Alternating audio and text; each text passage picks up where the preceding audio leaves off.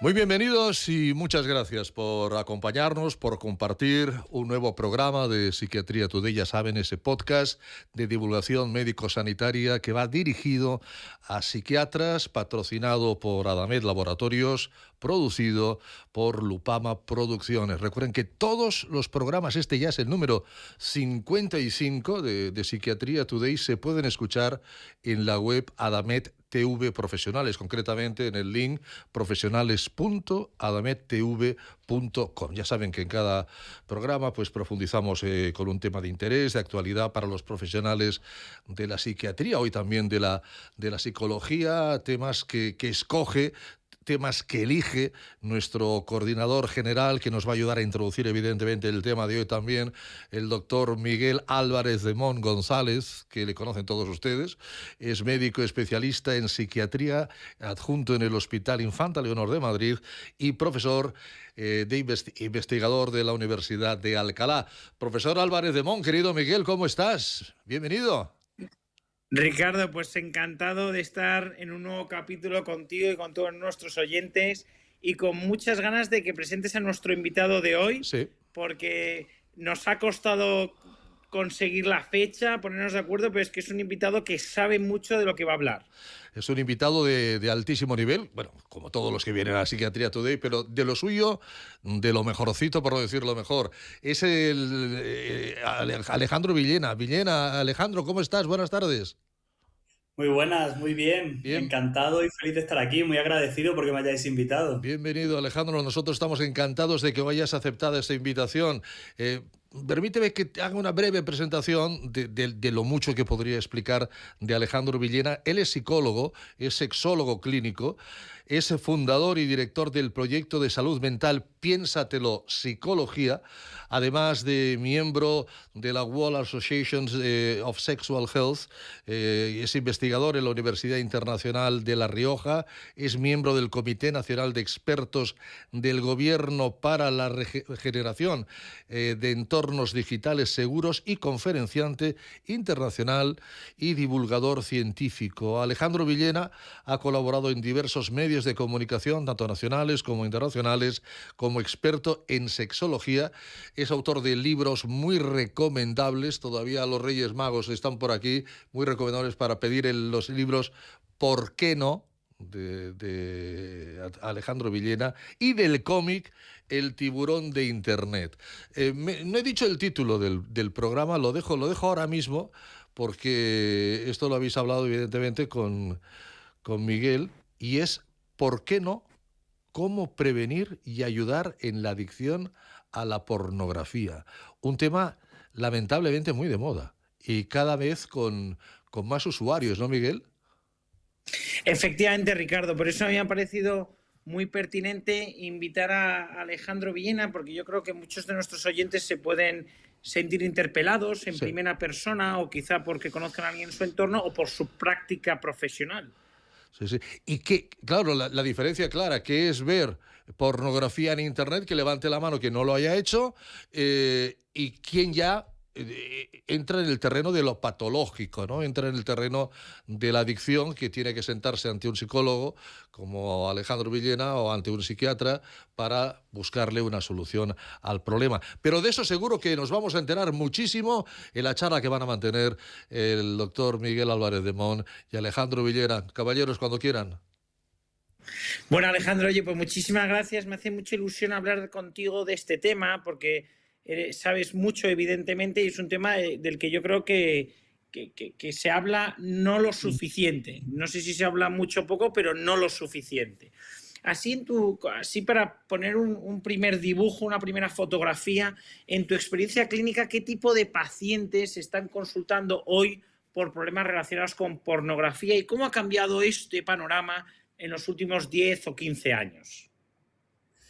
Sí, en realidad es algo relativamente reciente. Nosotros siempre contamos que en la consulta empezaron a venir los pacientes preguntándonos qué hacían con la pornografía, que no fuimos nosotros los que fuimos a buscar a esos pacientes, ¿no? Así que, bueno, lo primero, darte las gracias, que estoy súper agradecido porque me hayas invitado y ya sabes que admiro mucho tu trabajo, así que para mí es un honor poder tener esta conversación también. Y entonces, bueno, el perfil generalmente es un varón porque es una cosa que afecta mayoritariamente a los hombres, a los varones. Por cada 4 personas varones que tienen una adicción, solo hay una mujer que la sufre. El porcentaje de la prevalencia general en la población general es menos del 1% en mujeres y puede llegar hasta el 7%, depende del estudio, en hombres, y suelen ser generalmente varones que tienen dificultades para regular las emociones, para gestionar el estrés, la ansiedad, y que la pornografía, como es tan accesible, se vuelve una especie de ansiolítico para ellos, ¿no? Generalmente el que viene a consulta está entre los 30 a 35 años, más o menos el perfil más habitual, y suelen ser personas que están ya, tienen unas relaciones sexuales activas, y es en ese contexto de la relación afectiva y sexual cuando se dan cuenta, o la propia pareja o la mujer se da cuenta de que le está interfiriendo en su vida y en la calidad de esa experiencia erótica, ¿no? Y entiendo que muchos pacientes no llegan a la consulta diciendo tengo un problema con la pornografía. Los sabrá que sí, que ya lo tienen muy bien identificado, pero habrá otros que será rascando. Por lo menos mi experiencia ha sido más bien rascando. A mí no me suelen consultar por un... A mí, entiendo a ti sí, porque es de referencia en este campo, pero cuando rascas, pues encuentras, ¿no? Pero yo te quería preguntar, ilústranos un poquito, arrójanos un poquito de luz de qué señales clínicas nos deben de hacer sospechar que el consumo de pornografía pueda estar detrás de un problema clínico. Sí, yo creo que lo que tú dices, tampoco nos han enseñado en la historia clínica a incluir la pregunta de consumo de pornografía, ¿no? Que si nos han enseñado a incluir consumo de tóxicos o otro tipo de preguntas sobre el sueño, la sexualidad. Entonces yo animo a todos los profesionales que nos estén escuchando de la psiquiatría, salud, psicología, que sea un tema que se aborde y que se incluya en la historia clínica. Es verdad que muchas veces vienen por otras demandas. Yo trabajo en el ámbito sexológico y muchas veces la demanda es pues una disfunción eréctil, un problema de eyaculación, insatisfacción, bajo deseo sexual o problemas relacionales. Muchas veces se produce un fenómeno que se llama el trauma por traición, en el que la pareja del adicto a la pornografía descubre la adicción y eso genera pues una sensación como de infidelidad, de ruptura, de aversión a esa intimidad. Entonces vienen muchas veces desde ahí, desde lo relacional y lo sexual. Pero muchas otras veces pues son pacientes que tienen ansiedad, que tienen depresión, pacientes con un perfil más introvertido, con bajas habilidades sociales, con tendencia a la soledad. Y desde ahí, pues si tú vas rascando en esa entrevista, pues vas viendo que la pornografía juega un papel o retroalimentando a modo patología dual y aumentando esas consecuencias o utilizándolo como un calmante para esa psicopatología que tienen previa, o simplemente pues como una consecuencia de no tener habilidades para gestionarse. Hay un fenómeno muy habitual que es el ver personas que han sufrido trauma, abuso sexual, y deberíamos sospechar cuando hay un abuso sexual también, pues que pueden estar presentes dificultades en relación con el control de los impulsos sexuales, ¿no? Entonces, impulsividad, falta de regulación emocional, otras adicciones comportamentales, pues lo podemos tener en la cabeza como señales de alerta en ese ámbito más clínico, ¿no? Y desde el punto de vista psicológico y también biológico, porque a mí me consta que también hay estudios, pues, por ejemplo, de resonancia magnética cerebral, hay muchas pruebas que lo demuestran. ¿Qué efectos tiene el consumo habitual de pornografía sobre el cuerpo? Ya digo, sobre a nivel físico, pero también a nivel psicológico, pues sobre la propia esfera sexual, ¿no? Sobre la excitación, sobre el deseo y también en la relación con un cuerpo normal, es decir, con el cuerpo real, ¿no? Porque al final en la pornografía pues suele estar todo como en las redes sociales, ¿no? Muy editado, muy forzado, quiero decir que son alejados de la realidad. Entonces, ¿qué efecto tiene a nivel biológico y a nivel psicológico? Sí, es súper interesante. Al final la pornografía es como el fentanilo del sexo, es decir, tu cuerpo no está preparado para esa intensidad o para esos niveles que la pornografía te produce. Lo que hemos visto principalmente en sistemas en resonancias magnéticas y en pruebas de neuroimagen es el impacto en el sistema de la recompensa, núcleo de Accumbens, corte cingulado, todo lo que tiene que ver con la dopamina y la sobreestimulación, donde el cerebro se va habituando y se va generando tolerancia, como pasa con otras adicciones. En la pornografía hay dos tipos de tolerancia: la cuantitativa, paso más tiempo, veo más vídeos, o la cualitativa, voy buscando géneros más extremos, más brutales, más agresivos, más parafílicos, porque necesito más cantidad y se va habituando el cerebro. Eso produce produce otra serie de efectos a nivel neurobiológico, como el deterioro de la corteza prefrontal, ¿no? O no se desarrolla de forma adecuada en el caso de los adolescentes, o incluso sustancia gris y sustancia blanca pueden estar deterioradas en resonancia magnética funcional por ese mayor consumo de la pornografía, como si los frenos del coche del cerebro pues se van desgastando, ¿no? Mi capacidad para parar el consumo de pornografía, cuanto más le digo que sí al porno, pues más me cuesta luego decirle. Hay algunos estudios también interesantes, las neuronas espejo con relación con el sistema de la empatía. Las neuronas espejo que están en un área de Brodmann, pues también están alteradas en las personas que consumen más pornografía, y además cuando les hacen un análisis del plasma sanguíneo se ve que los niveles de oxitocina y vasopresina, y esto está publicado en revistas de impacto, ¿no? Pues están alterados cuanto mayor es el consumo de la pornografía. Por tanto, a nivel biológico sabemos que la falta de control, el sistema de recompensa y la empatía está deteriorada. Y a nivel psicológico y relacional, pues sabemos que la capacidad de cuidar al otro, de comprenderle, de comunicarme con el otro, está deteriorada porque tiendo a la instrumentalización. Digamos que a las personas las trato más como algo, no como a alguien. Paso de ser un sujeto a ser un objeto, ¿no? Entonces, esa instrumentalización hace que pues, muchas relaciones sexuales se vean deterioradas, y también incluso la función sexual es un tema que está todavía en estudio, pero tenemos ya algunos estudios correlacionales que vinculan consumo de pornografía con disfunción eréctil o con insatisfacción sexual, en el caso sobre todo de los varones, que es donde hay más campo de estudio, ¿no?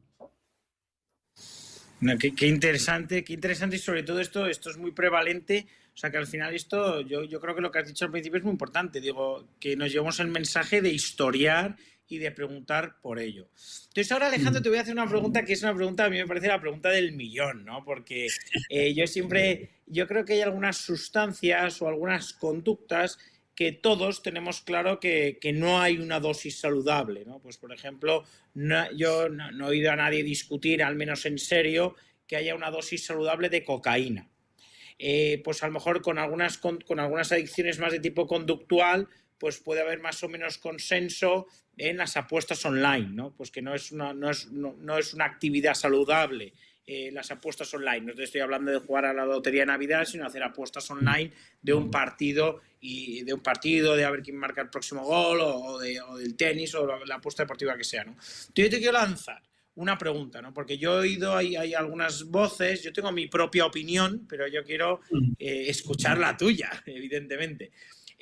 Porque hay quien, yo lo he oído decir, hombre, pues que el porno en sí mismo, ver porno en sí mismo no es un problema. Hay otros que solo, ¿no? Que solo es un problema si pierdes el control. Pero yo ahora quiero escuchar tu pregunta, quiero escuchar tu respuesta, porque al final la pregunta es, ¿existe una dosis saludable de pornografía?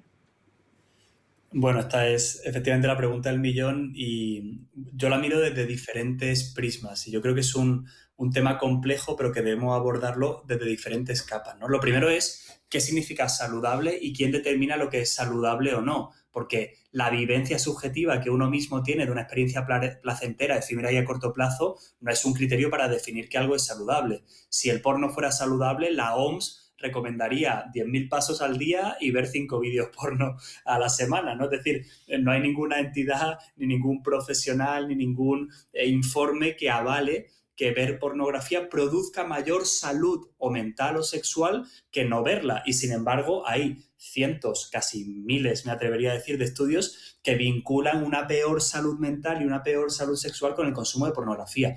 Eso no significa que haya grados, intensidades, pero el primer vídeo porno en potencia es la adicción, el descontrol, el deterioro del sistema de recompensa, unas expectativas irreales. Por tanto, nunca podemos hablar de una dosis saludable cuando tenemos pues, en potencia siempre toda esta problemática. Por tanto, la dosis saludable es 0. Y no solo eso, sino que desde un punto de vista ético, social también, tenemos que saber que es una industria que no está promovida por profesionales ni de la sexología, ni de la medicina, ni de la psiquiatría, ni de la salud, sino que es una industria que lo que busca es utilizar el sexo para ganar dinero, y se lucra y se intenta poner esas etiquetas como porno ético, porno saludable, pero en realidad no tiene ningún tipo de aval eso. Hay muchas personas que no quieren renunciar a su consumo de porno y se autoengañan para creer que su consumo de porno es saludable. Lo que pasa con cualquier adicto al tabaco, al cannabis o a cualquier sustancia. Al final, el mecanismo es el mismo, ¿no? Un mecanismo de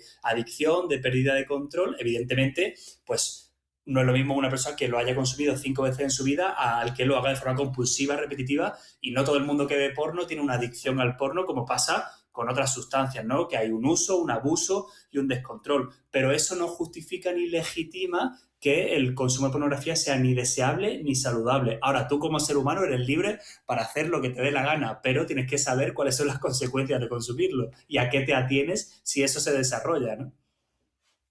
Estoy totalmente de acuerdo. La verdad que iba a complementar, a enriquecer tu respuesta, pero me ha parecido fantástica y maravillosa. Yo lo único así como dato histórico es que esto ahí me recuerda, por ejemplo, al tabaco, ¿no? Que durante algunas décadas fue extremadamente prevalente y gozó de una elevadísima aceptación social, ¿no?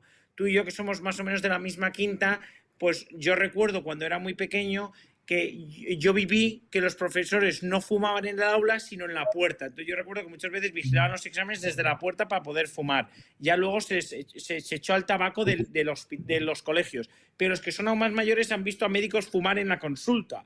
Entonces, hay veces que una determinada conducta, el consumo de una determinada sustancia puede tener una elevadísima aceptación social, puede ser muy prevalente, pero no por ello es buena. Y de hecho, aunque no desarrolle una patología, todos los que la consumen, eso no lo hace saludable. Me parece que lo has explicado muy bien. Quiere decir que ni todos los pacientes que fuman desarrollan un cáncer o una enfermedad relacionada con el tabaco, ni todos los pacientes que tienen un cáncer han fumado. Pero eso no quita que fumar es malo en sí mismo y que te compra papeletas a desarrollar cosas aún peores. Pero ya en sí mismo te afecta tu capacidad pulmonar, aumenta tu riesgo cardiovascular, etcétera, etcétera, etcétera, ¿no? O sea que me ha encantado tu respuesta, porque efectivamente que no llegues a desarrollar un problema clínico, efectivamente, pues poca gente, ¿no? Proporcionalmente poca gente desarrolla una adicción, poca gente, pero como bien has dicho, como pasa, quiero decir que mucha gente, no mucha, ¿no? Pero hay un porcentaje de la población que usa drogas recreativamente de Pascuas a Ramos y eso no las convierte en saludables. Eso no quiere decir que solo una minoría desarrollen luego una adicción o un problema clínico, ¿no? Me parece, en mi opinión, tu respuesta es muy acertada y sobre todo me ha encantado que no hay una dosis que te haga bien, que digas, oye, me va a hacer disfrutar más de la sexualidad, me va a hacer más empático. Es que como eso, como tú bien has dicho, es que no hay ningún estudio que diga, oye, aquellos que consumen pornografía, pues tienen un beneficio de salud que los que no consumen frente a los que no consumen, ¿no? Bueno, en fin, que me ha encantado tu respuesta, me parece súper clara, ¿no? Entonces, yo también te quería preguntar que hoy el consumo de pornografía, evidentemente, lo has descrito muy bien, es más frecuente en hombres que en mujeres, afecta a todas las etapas de la vida, a todas las etapas de la vida, el que lo pregunte en consulta lo sabrá, o sea, todas las etapas de la vida, pero ahora que me quería centrar un momento en adolescentes, que insisto, que ya sé que el consumo de pornografía no es de adolescentes, pero te quiero preguntar de adolescentes porque desafortunadamente es una realidad que hoy en día para muchísimas personas, para muchísimos adolescentes, predominantemente para los hombres, el primer contacto con la sexualidad está siendo a través del porno. Entonces, ¿tú qué consecuencias crees que esto va a tener o está teniendo? Bueno, al final lo que tú dices, ¿no? El adolescente es como un cuadro en blanco y ese cuadro pues lo está pintando la pornografía y le está dejando algunas huellas en la narrativa, en el guión que construyen en su cabeza sobre lo que es el sexo, ¿no? Yo suelo decir que no es un manual de instrucción, sino un manual de destrucción o algo así, ¿no? Le da expectativas irreales, les hace comparar mucho su cuerpo con un cuerpo que no se parece a un cuerpo pues estándar. Además, cuando están en desarrollo, construyendo su identidad, su autoestima, vemos que la autoestima sexual y el autoconcepto sexual pues se deteriora en esa comparativa, ¿no? Luego hay más niveles de soledad en los adolescentes que consumen más pornografía. También vemos más niveles de depresión, de ansiedad, problemas internalizantes y externalizantes, incluso ideas autolíticas correlacionan con un mayor de consumo de pornografía. Y una cosa muy peligrosa que estamos viendo es estos nuevos usos de la tecnología como la inteligencia artificial, donde están empezando a utilizar la IA para hacer lo que se llaman deep nudes o deepfakes pornográficos, desnudando incluso a compañeras de clase, que lo hemos visto en varios colegios e institutos, y difundiendo ese material, ¿no? O sea que, bueno, esto se está convirtiendo pues en una especie de supermercado a la carta donde consumimos personas y ese mensaje que se llevan pues es un mensaje pues de la sexualidad muy erróneo y muy despersonalizado pues del respeto, del cariño, de la ternura, de la sensibilidad y de todos los factores que al final requiere el sexo, ¿no? Por supuesto, y luego no nos hemos metido en que muchas veces no digo que sea la causa, ni mucho menos, porque es un problema muy grave y multifactorial. Pero bueno, cualquiera que explore y que lo estudie en profundidad sabe que muchas veces uno de los denominadores en común detrás de agresiones sexuales es un consumo masivo de porno. Quiero decir que el consumo de porno pues distorsiona totalmente, distorsiona la sexualidad. Entonces, yo te quería hacer una pregunta ahora ya muy práctica. Entonces, para todos los que somos psiquiatras, psicólogos o cualquier profesional que atienda a pacientes, pero que no seamos sexólogos, es decir, que no somos expertos en la materia, pero que bueno, que afrontamos este tipo de problemáticas en los pacientes que atendemos, te quería preguntar qué consejo nos das para abordar pues una estrategia terapéutica para poder ayudar a alguien que antes o después dice, oye, que tengo este problema, oye, que quiero ayuda porque veo mucho porno, me doy cuenta de que cada vez lo veo en más situaciones, estoy pensando en un paciente en común contigo, pues eso que ya está en su puesto de trabajo, que digo que le iba a generar problemas hasta legales, ¿no? Y laborales. Entonces, ¿qué consejo darías? Porque entiendo que la derivación a sexología, a un sexólogo, pues no todo el mundo la tiene al alcance de su mano, no siempre es fácil. Entonces, te quería preguntar por un consejo práctico. Oye, ¿cómo podemos ayudar a una persona que tengamos en nuestra consulta que nos cuente este tipo de problemas? Bueno, yo creo que desde psiquiatría se puede hacer mucho y con un abordaje también, con una cabeza de adicción o de descontrol de los impulsos, puedes poner también como mucho en juego. Yo diría quizá que 3 cosas importantes. La motivación, como en cualquier adicción, el encontrar un poco argumentos por lo cual esa pornografía le está afectando a su salud mental y probablemente esa demanda que te trae a ti en consulta pues tiene que ver de alguna manera o se relaciona con ese consumo compulsivo de pornografía, que encuentre sus propios para qué y por qué quiere dejarlo. Eso le va a ayudar pues a luego poner en práctica los otros 2 pilares que para mí serían estrategias conductuales y una más práctica sería el control de estímulos, ¿no? Pues oye, aquellas cosas que te detonan el consumo de pornografía, intenta limitarlas, intenta controlarlas, a dietas tecnológicas, intenta, bueno, pues a lo mejor no exponerte al riesgo. Lo que pasa es que es muy difícil porque la pornografía pues está casi en todos lados. Y luego te diría que la regulación de emociones, invertir mucho en la gestión emocional, en la reducción del estrés, el mindfulness funciona muy bien y estrategias de mindfulness en los ensayos clínicos que hay aleatorizados, de los poquitos que hay sobre tratamiento de este tema, el mindfulness y la terapia cognitivo-conductual funcionan muy bien, ¿no? Y ya por acabar, Alejandro, cuéntanos un poquito de algo de tu libro y de tu cómic. Cuéntanos algo, alguna anécdota, alguna historia. Yo, por supuesto, lo recomiendo leer. El libro es ¿Por qué no? Y el cómic El tiburón de Internet. Pero, hombre, cuéntanos algo, el qué te motivó a escribirlo.